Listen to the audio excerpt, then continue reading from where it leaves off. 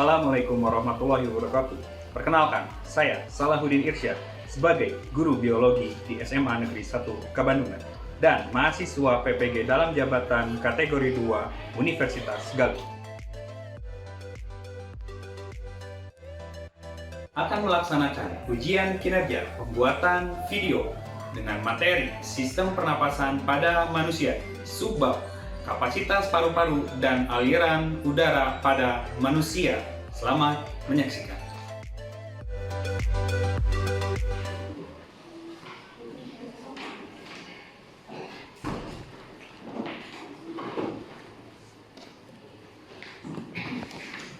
Assalamualaikum warahmatullahi wabarakatuh. Waalaikumsalam warahmatullahi wabarakatuh.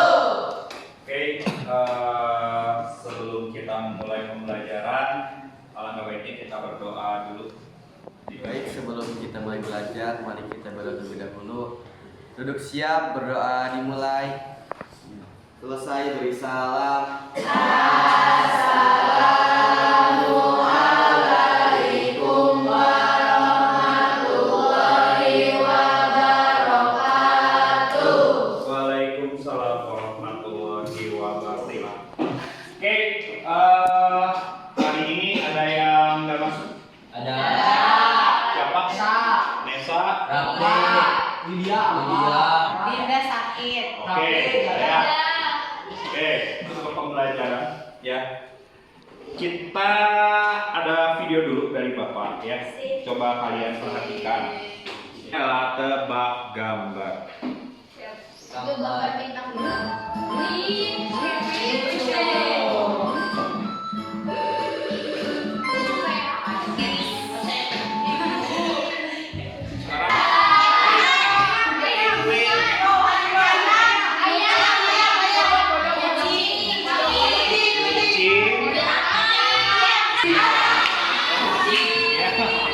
Oke, gambar apa lagi?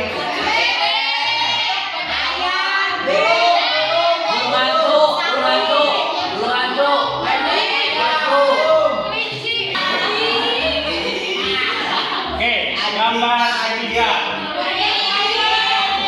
Anjing. Kodok.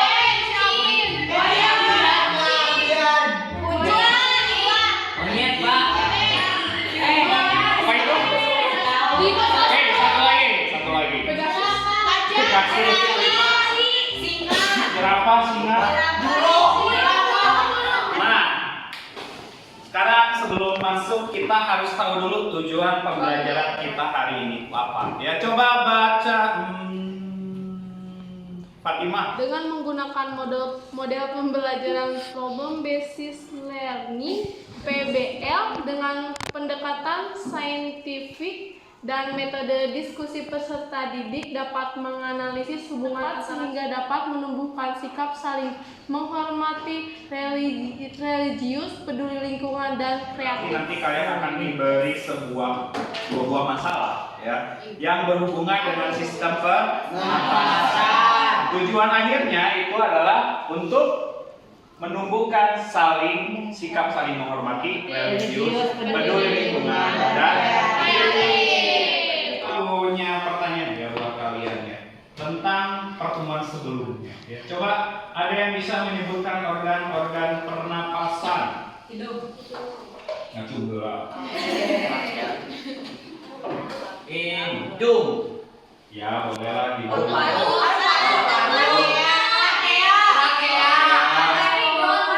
alveolus, Insan. bronkiol. Kalau inspirasi itu adalah proses masuknya udara ke dalam paru. Inspirasi. Ekspirasi proses keluar. Kalau respirasi proses masuk keluarnya udara. Yang nantinya kalau di sel itu akan menjadi energi. Kayak gitu. Ya. Nah, pernapasan itu ada dua jenis ya, nantinya ada pernapasan dada dan pernapasan perut. Ya. Oke, sekarang Bapak akan kasih kalian pretest ya. pretestnya sudah Bapak kirim ke grup, mangga dibuka.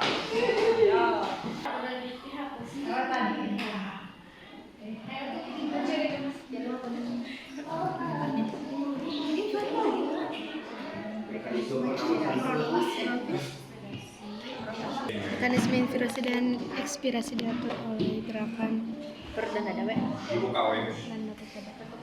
dan metode. Udah weh, makin lagi dia. Lemot ya Pak?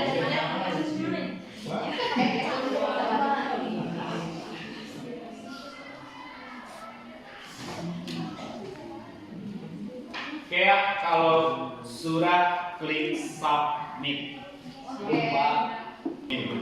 Oke, Bapak. Udah? Seru banget. Seru banget. Gampang banget. Easy. Nah ya, setelah kalian mengisi pretest, apakah kira-kira dari pretest tersebut ada yang bisa yakin 100% menjawab benar? Yakin. Wow, keren banget ya. Oh, ada yang nol. Cuma ada yang dua doang ya. Oke, nggak apa-apa ya. Yang namanya pretest itu adalah mengecek kemampuan awal kalian sebelum pembelajaran. Gitu. Ya, kalau misalnya nanti hasil pretestnya udah 100, ngapain belajar? Intinya mah seperti itu. Berarti nanti kalau ada pretest ada post test. Nah, di post test itu ini dilihat kemajuannya, apakah yang tadinya benar 2 apa akan menjadi 2 lagi, atau nanti yang 100 nanti tiba-tiba jadi 0 kan. Nanti dilihat peningkatan. Jadi kita itu sekarang akan membahas tentang sirkulasi udara di dalam tubuh kita. Sama volume udara yang ada di tubuh kita. Nah, kira-kira ketika kita selesai mempelajari bab ini, gitu ya, apa manfaatnya di kehidupan sehari-hari?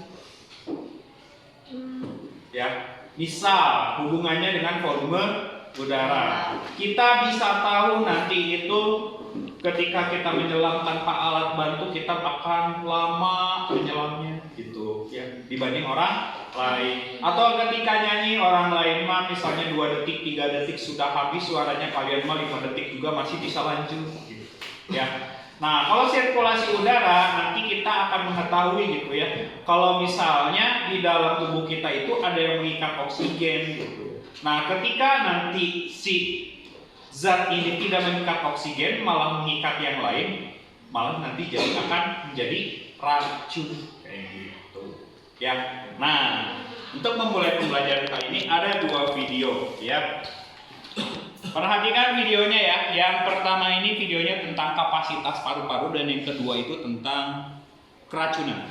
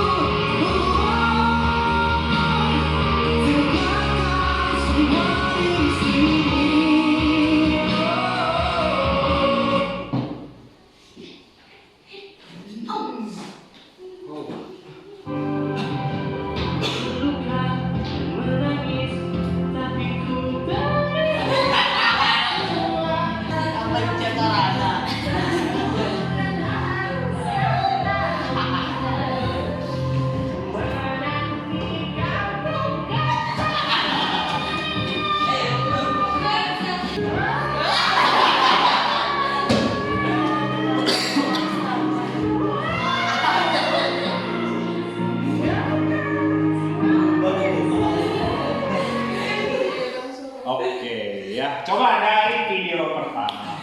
Apa bedanya antara yang versi 1 dan versi 2? Caranya gimana? Yang pertama Yang kedua kepencet. Yang pertama sudah terlatih gitu ya. Terus dari panjangnya dia bernyanyi juga kan beda ya. Kalau yang pertama itu lebih panjang gitu suaranya.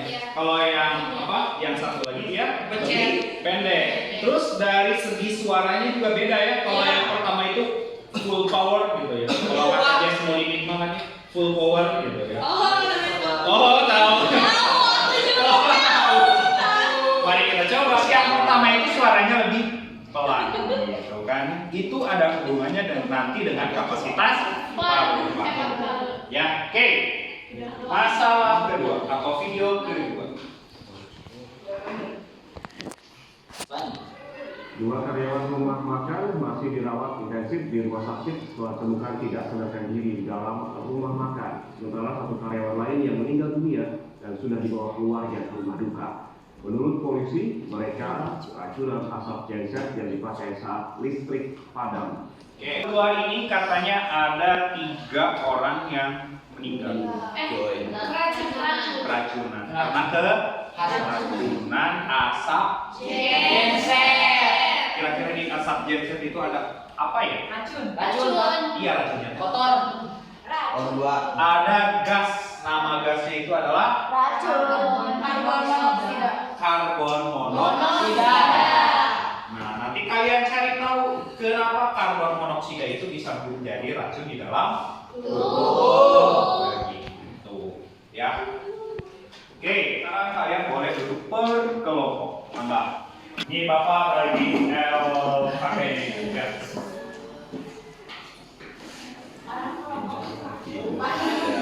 Kali-kali.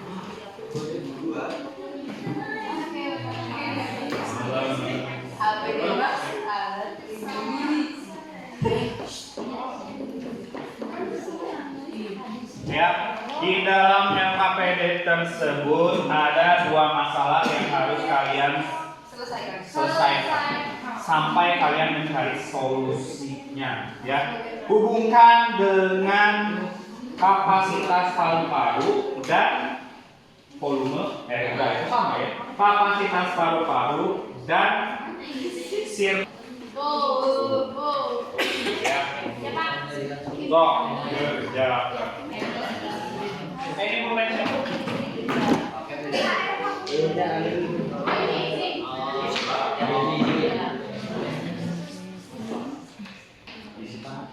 Pertama apa soalnya? Coba lukis.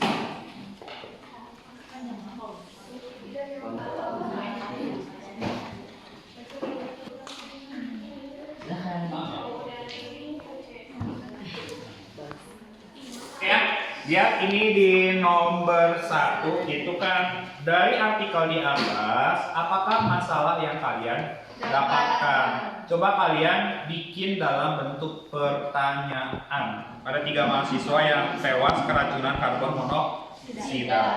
Nah, berarti kalian bikin pertanyaan dari situ. Berarti apa pertanyaannya? Nah, gitu. Atau bagaimana gas CO dapat meracuni manusia? Ya, kayak gitu. Terus yang di nomor selanjutnya, di masalah selanjutnya itu di masalah 2. Ini kan tentang obesitas yang mengurangi kapasitas paru-paru. Berarti pertanyaannya jadi nah, pakai gitu ya, gampang. Sok, enggak kerjakan. Oke, Bapak. Boleh menggunakan HP. Ya, silakan. Kan di sekolah ini udah ada wifi ya. Manfaatkan. Memberi dampak terhadap kondisi kesehatan Anda. Dalam keadaan normal, kedua paru-paru dapat menempuh sebanyak 4 sampai 5 meter. Sehingga dengan pertambahan usia, kapasitas paru-paru dan fungsinya akan mengalami penurunan, terutama setelah memasuki usia 35 tahun. Namun kapasitas paru-paru juga bisa berkurang pada orang yang berusia lebih muda. Karbon monoksida adalah misalnya yang memiliki tingkat keracunan yang tinggi. searching tuh.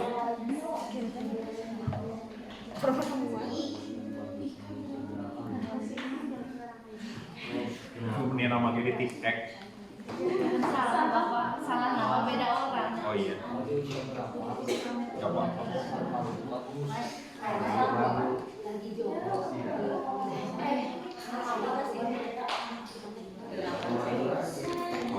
bagaimana? Gas monoksida bisa membuat keracunan. Karena mengandung racun. Ekspresi kalian. Gas monoksida Maksudnya ini maksudnya sama ke yang berbeda. Memiliki racun. Atau yang membuat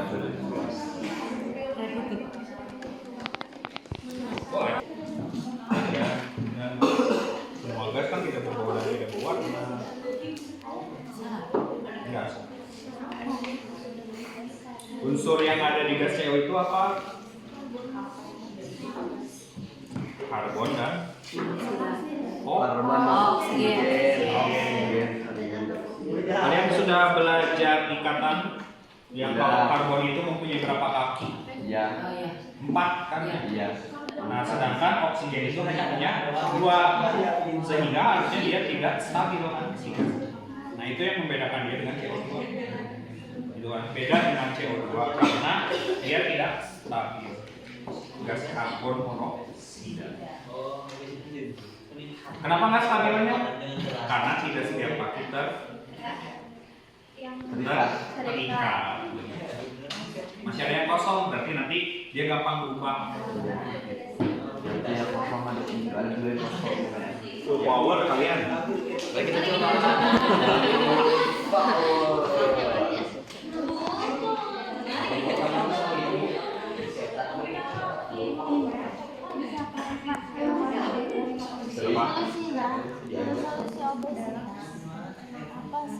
Gini, apa yang terjadi saat seseorang keracunan karbon monoksida? Ya, berarti solusinya gimana biar seseorang itu tidak? Kalau yang ini pertanyaannya apa? Ya, nanti tergantung pertanyaannya. Gini, kan intinya kalau yang masalah kedua itu tentang seseorang yang obesitas yang mengurangi kapasitas paru. Sehingga jadinya nanti kalian itu bagaimana caranya biar kapasitas paru-parunya tidak terkurangi. Ya, nanti berarti kalian harus tahu normalnya dulu.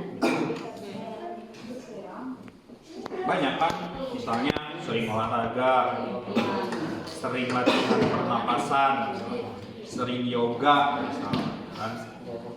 Ya, sering nonton Windah misalnya, enggak ya?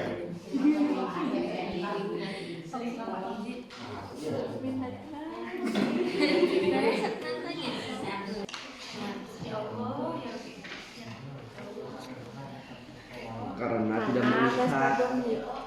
Karbon monoksida lebih mudah terikat dengan hemoglobin sehingga darah akan membentuk karboksi. Gimana? Karena karbon monoksida lebih mudah terikat dengan hemoglobin sehingga darah akan membentuk karboksi. iya. Iya betul. Bentar. Apa? Tapi kalau di buku ini emang nggak ada karbon monoksida. Paling ada nanti di rokok.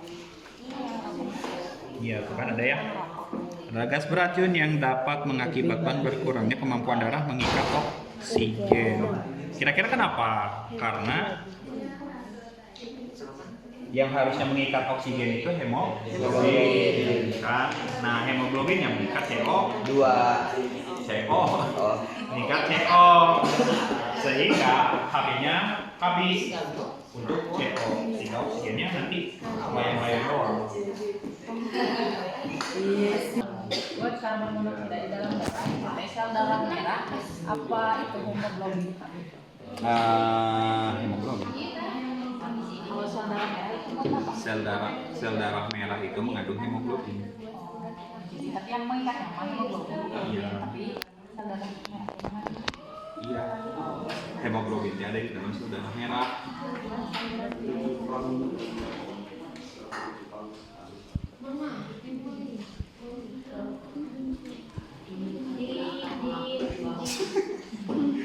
Penimbunan. Gampang. Apa yang terjadi selalu lebih rentan?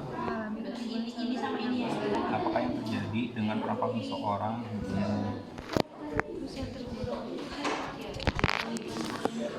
belum ini? Nah, apa yang dimaksud dengan vipassana? Apa yang dimaksud dengan kapasitas paru-paru? Kemampuan paru-paru dalam menampung udara saat bernapas. Apakah yang terjadi dengan pernapasan seseorang yang terkena obesitas? Di sini kan ada tadi. Iya, itu aja. Jangan lupa. Kalau saluran pernapasan enggak sih. Salah satu gangguan pernapasan yang sering dialami oleh orang obesitas itu ngorok. Salah satu gangguan saluran pernapasan. Jadi suka ngorok. Suka Kamu ngekor. gangguan saluran. Beda lagi sering. Beda deh. Atau bengek mah asma. Asma kan.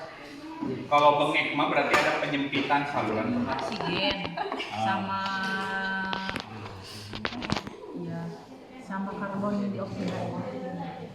Dalam keadaan normal, bagaimana mekanisme pengangkutan oksigen dan CO2 di paru-paru dan dalam Di paru-paru dan dalam jaringan sama tubuh beda gak? sama. Sama aja. Jadi oksigen itu kan diangkut oleh sel darah merah Iya. melalui Hb Iya. dan plasma darah yang persenan gini. Oh, iya. Nah, terus yang CO2 itu kan 3. Ada yang di plasma, ada yang di hemoglobin, sama ada yang di H2CO3. Oh iya, Asam iya, iya. karbonat. Iya.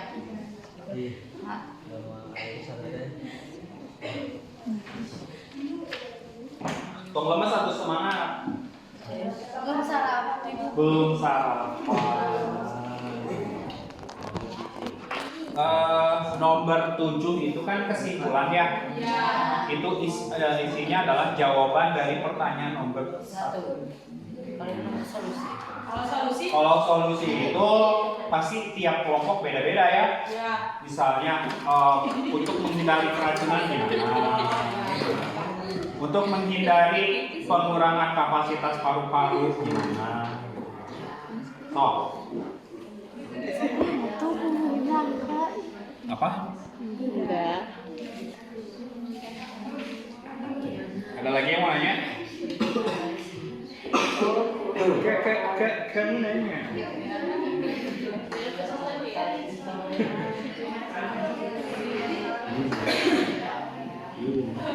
Apa itu?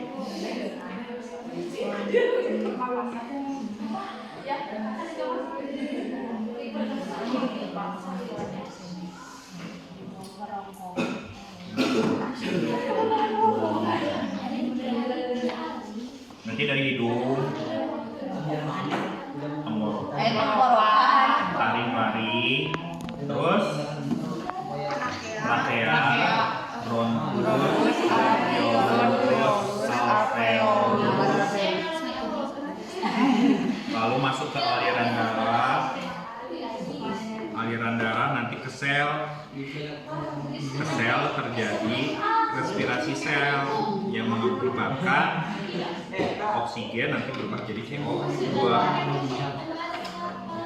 Kenapa oksigen bisa berubah jadi CO2? Karena ada proses respirasi sel yang menghasilkan energi. Produk buangannya itu ada CO2 dan H2O. Begitu. Yang keluar masuknya itu.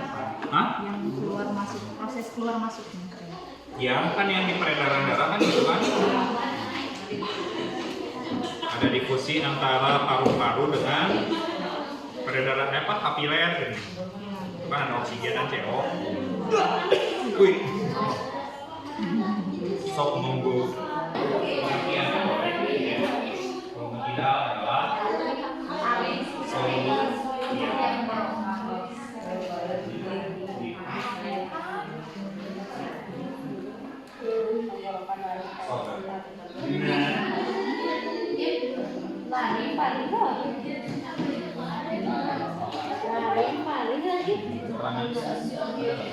Berarti ini teh yang 500 apa volume tidak, berarti nomor 1 volume tidak, 2 volume cadangan inspirasi. Yang ini volume cadangan ekspirasi. Yang keempat ini volume Interaksi. reaksi. Reduksi. Residu. Terus yang ini volume ini teh kapasitas inti. Vital. Inti. Ya boleh vital. Kalau ini kapasitas total. Ini kesini teh Volumenya dijumlahin bukan? dijumlahin 500 tambah 900 tambah 900 berapa? 3.500. Berarti kapasitas intinya 3.500. Ini semuanya totalnya ini 4.500 adalah kapasitas total paru-paru. Ini badan. Kesimpulannya berarti dari pertanyaan. Ya, berarti kenapa Kak? Karena adanya penyempitan lemak. Penyempit. Hubungi dengan kapasitas paru-paru. Coba.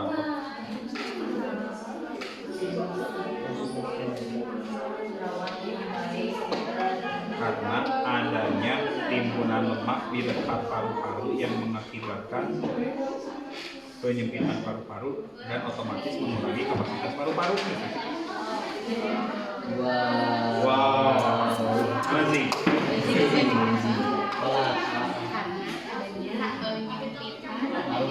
Sampai paru-paru kan dalam dari inspirasi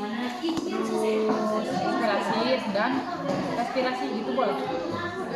Di sana terjadi proses inspirasi masuknya oksigen. Terus setelah inspirasi, respirasi. Ya, respirasi itu adalah pembentukan energi dengan bahan GEG yang namanya produk buangannya itu adalah CO2. Nah, CO2-nya dibuang proses inspirasi.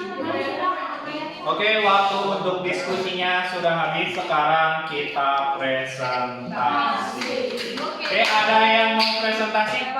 Oke, silakan Iklima ke depan.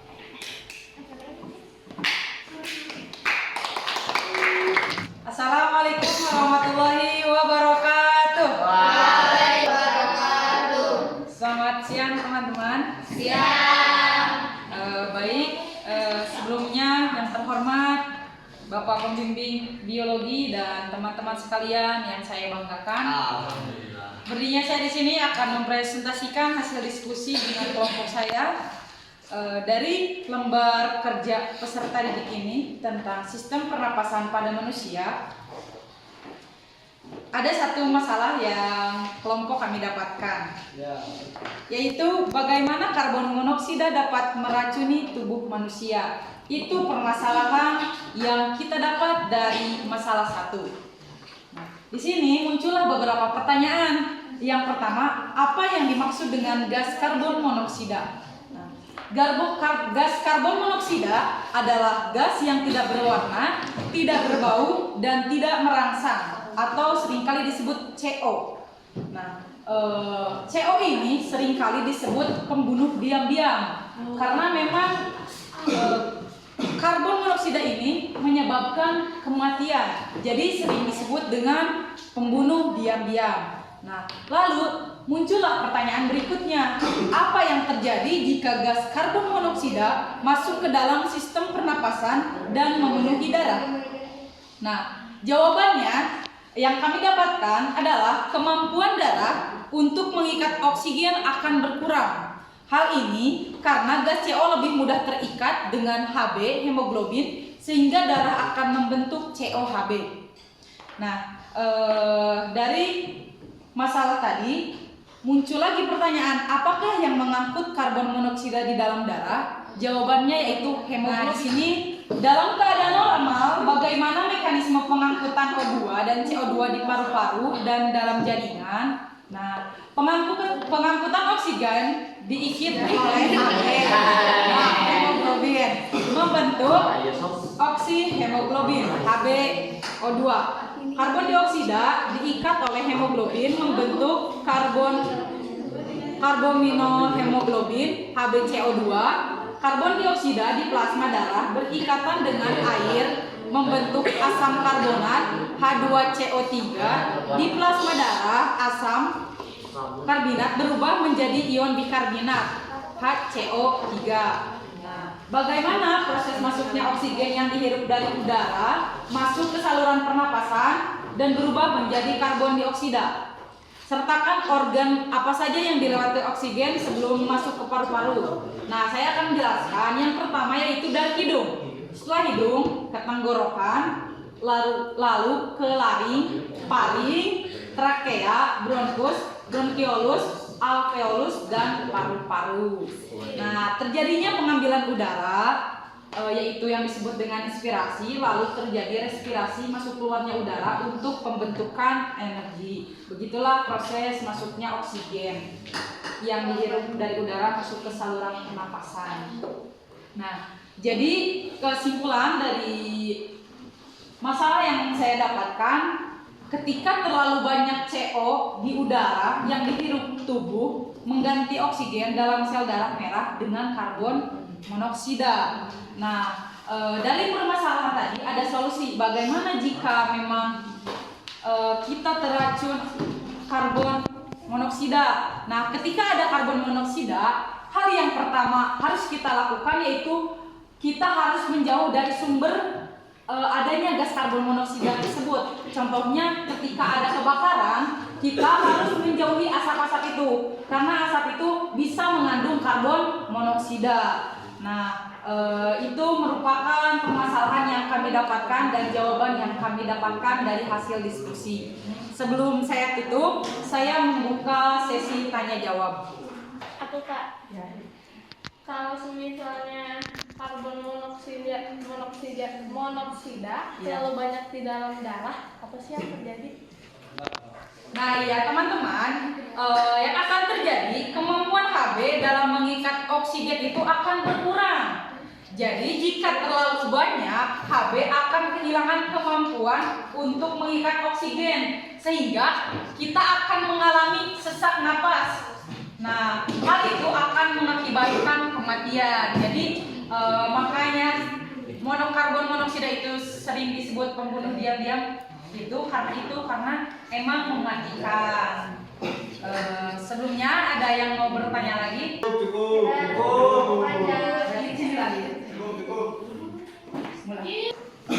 Baik, jika tidak ada pertanyaan, saya cukupkan saja. Terima kasih atas perhatiannya. Mohon maaf apabila ada kesalahan. Wabillahi taufiq wal hidayah. Wassalamualaikum warahmatullahi wabarakatuh. Oke, sangat baik sekali ya presentasi dari Iklimah ya. Oke, sekali lagi beri tepuk tangan. Presentasi masalah kedua. Ada yang mau? Saya. Oke, Maya boleh ke depan. Silakan. Assalamualaikum warahmatullahi wabarakatuh. Waalaikumsalam warahmatullahi wabarakatuh. Alhamdulillah. Sebelumnya yang pertama, guru pembimbing mata pelajaran biologi dan teman-teman yang saya cintai. Alhamdulillah. Jadi pada kesempatan kali ini saya perwakilan dari kelompok saya akan mempresentasikan hasil diskusi kami mengenai ini nih, masalah kedua di LKPD. Bisa kalian lihat di sini tuh ada orang yang lagi megang dada gitu kayak sesak napas.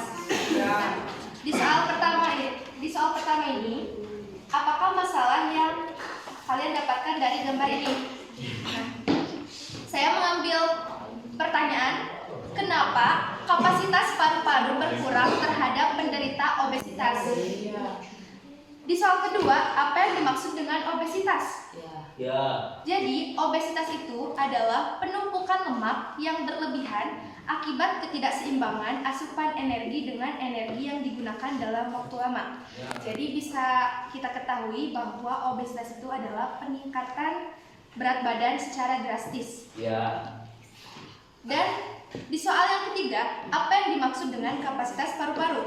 Iya. Di dalam masalah ini, itu udah dijelaskan, kapasitas paru-paru adalah kemampuan paru-paru dalam menampung udara saat bernafas. Iya.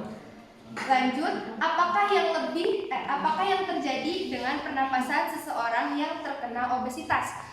Nah, yang terjadi kepada orang yang menderita obesitas itu mereka akan sulit bernafas. Terus mereka juga akan merasakan sesak gitu ya, kayak sesak asma gitu. Ya. Dalam keadaan normal, berapakah kapasitas paru-paru pada manusia? Nah, yang pertama itu ada volume tidal. Jadi volume tidal itu volume udaranya adalah 500 ml. Yang kedua ada volume cadangan inspirasi, volume udaranya 1500 ml. Yang ketiga ada volume cadangan ekspirasi, volume udaranya 1500 ml. Yang keempat, volume residu, volume udaranya adalah 1000 mm. Yang kelima, kapasitas vital, volume udaranya itu 3500 mm. Dan yang terakhir ada volume total, yaitu volume udaranya 4500 ml. Nah, pada soal yang keenam, bagaimana cara mencegah agar kita tidak mengalami obesitas? Ada yang tahu? Tidak makan banyak. Nice. Terus Sering olahraga. Nice. Betul ya. Kita harus sering berolahraga. Terus kita harus seimbang juga antara asupan sama yang dikeluarkan. Iya. Kayak gimana ya? Nah, harus seimbang antara asupan energi dengan energi yang digunakannya. Iya. Terus jangan berlebihan dalam itu merokok. Ya. Terus makan makanan berminyak juga jangan berlebihan ya. Ya. Jadi kita harus makan makanan yang sehat. Yang sehat. Ya. Yang penting mah harus olahraga gitu. Jadi kesimpulannya nih, yang terakhir kesimpulannya. Iya. Nah, kesimpulannya supaya tidak terjadi itu berarti kita tadi harus olahraga, kita harus makan makanan yang sehat, tidur yang cukup, dan juga harus kita ingat bahwa orang yang terkena obesitas itu lebih rentan mengalami gangguan saluran pernapasan. Itu ya teman-teman. Iya. Sebelum sehat itu ada yang mau ditanyakan? Ya silakan. Dari sini kan, apakah orang yang kurus kapasitas paru-parunya akan berkurang? Tepat ya barusan itu, apakah orang yang kurus kapasitas paru-parunya akan berkurang? Nah, jadi teman-teman, orang yang kurus itu kapasitas paru-parunya itu membesar kalau dia rajin olahraga.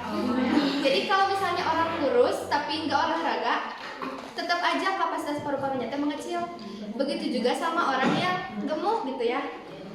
Kapasitas paru-parunya itu kan mengecil, tapi kalau misalnya dia rajin olahraga, berarti kapasitas paru-parunya itu besar.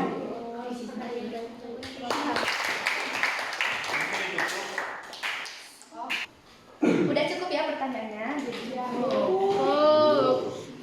Oke, baiklah, sekian presentasi dari saya. Terima kasih atas perhatiannya.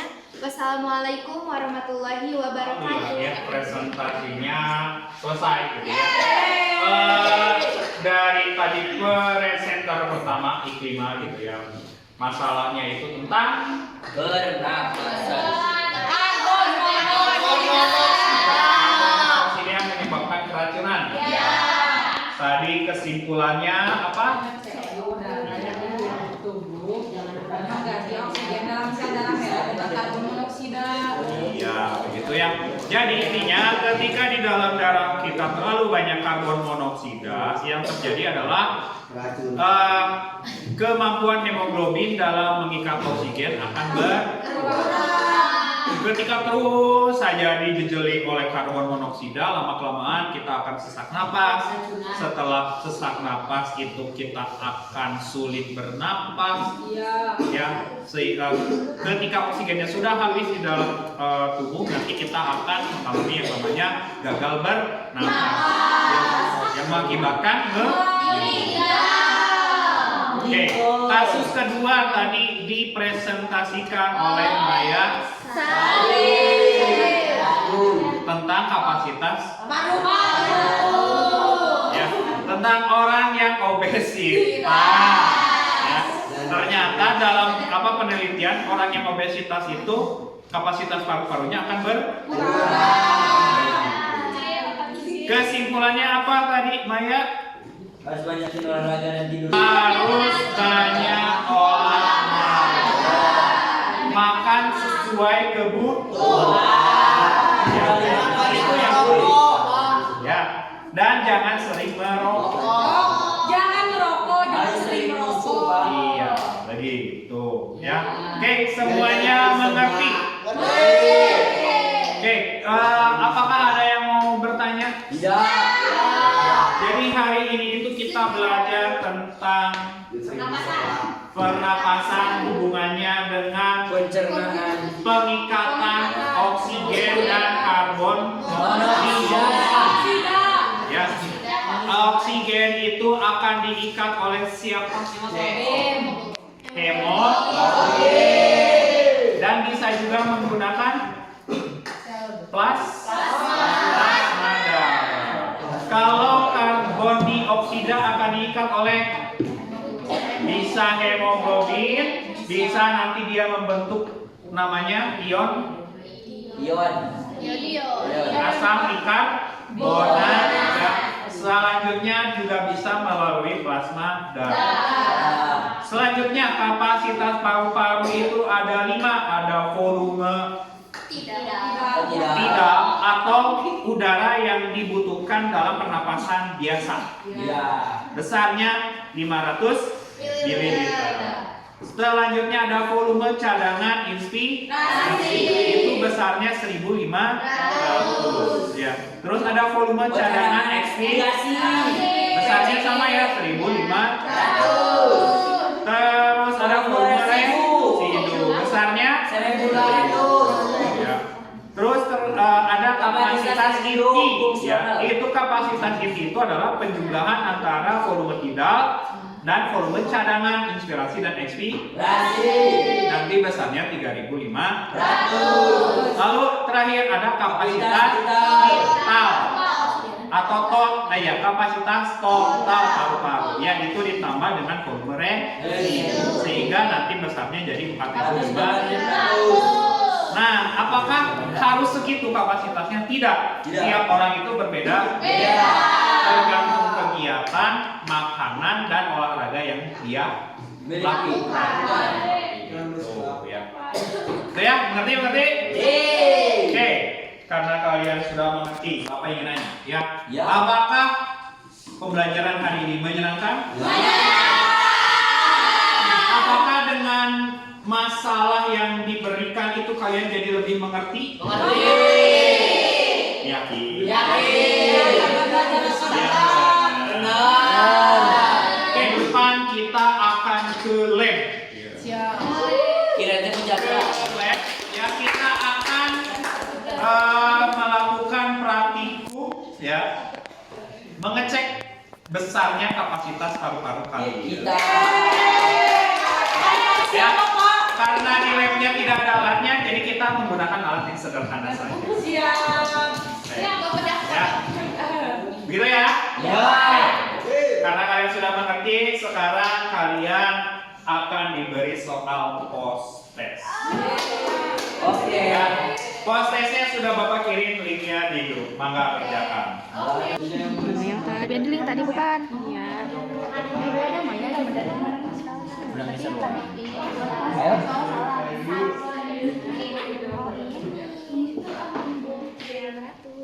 Hemoglobin dalam darah terdiri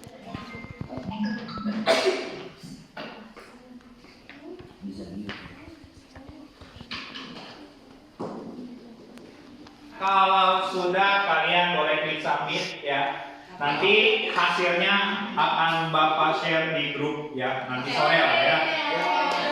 Nanti kalau misalnya ada yang kurang nilainya ya, tombolin ya. Nanti kalian boleh mengulang post test lagi ya, atau remit ya. Oke. Karena pembelajaran hari ini sudah selesai ya, dan kelihatan kalian sudah pada lapar. Ya.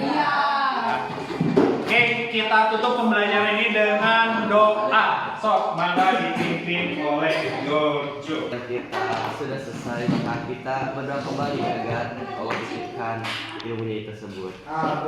Siap berdoa dimulai.